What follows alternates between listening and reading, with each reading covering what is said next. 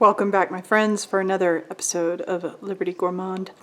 I just made salsa for another show, and now I'm going to film making a vegan version of Pati Jinich's Oaxacan beans. So I just want to start by showing you that I eyeballed the beans that I had in my bean tub here, and I thought it was probably about 2 cups or about a pound. It's a little more than a pound, you'll see, 17 3/4 ounces. But that'll work in my pressure cooker. So I'm going to use the big pressure cooker. Maybe a little less water than I did for my pintos the last time. And then after they pressure cook, I'm going to let them cook with some sprig of epazote that I have, that I rinsed, that I also got from the market, and an onion piece. And then I'm going to proceed from there. I'll show you the steps. Here's a 1 3/4 pounds of beans. Put the lid on it and get it cooking.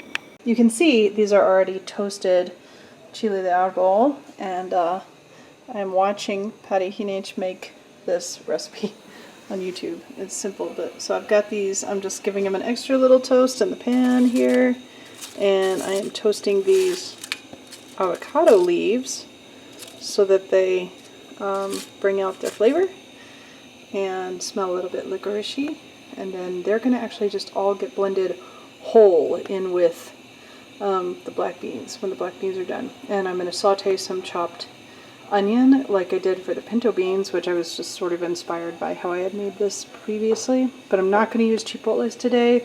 I did that previously when I did not have the árbol chilies, and I first tried to make this recipe. I also didn't have the avocado leaves, so I'm really excited to see how this is going to turn out. And I will link Patty's original recipe below. She does use lard in it. We're not going to use any lard, and we're also going to use more minimal oil in general. But I'm going to go ahead and show y'all where I got the recipe. So I think it's time to turn that heat off and get those out. The beans have mostly cooked in the pressure cooker, and I'm actually letting them completely finish. I don't think they're fully cooked. But I wanted them to cook longer. With last time I made this, I didn't put onion in, but I had the end of the onion I used for my salsa in another episode you'll have seen. Again, with the left-handed stirring while I video is really bad. And I have a sprig of epazote in here, and I am not going to lie, this was wilty, kind of crappy epazote, but it was not rotten, and it's really hard to find epazote in this city, so I just got what I could, and it was a little sad, but get fresh epazote better if you can. So I'm just going to let this stuff cook together for the next kind of half hour before we head out to an evening engagement, and then I'll let it sit in the pan, and then I'll fish out the onion and the epazote, and then we will blend up the beans with the chiles de árbol and the toasted avocado leaves. And then we're going to saute with some diced onion. I'm going to use maybe this whole onion because it's pretty small. Maybe just half of it. We'll saute that and put that with the blended beans and a little bit of salt. I just need to say that I'm not going to use nearly as much salt as Pati uses in her original recipe, which calls for like a tablespoon of salt for this much beans. It's a lot of beans, but that's a lot of salt. So I'm going to go a lot lighter on the salt. Start with maybe a teaspoon, maybe less, and let it just season the beans a bit and add more at the table. Okay.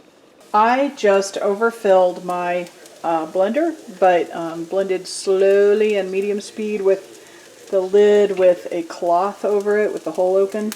I did have to rinse the cloth. This is tasty. I actually didn't fit quite all the beans. I might stick a stick blender into it at the end.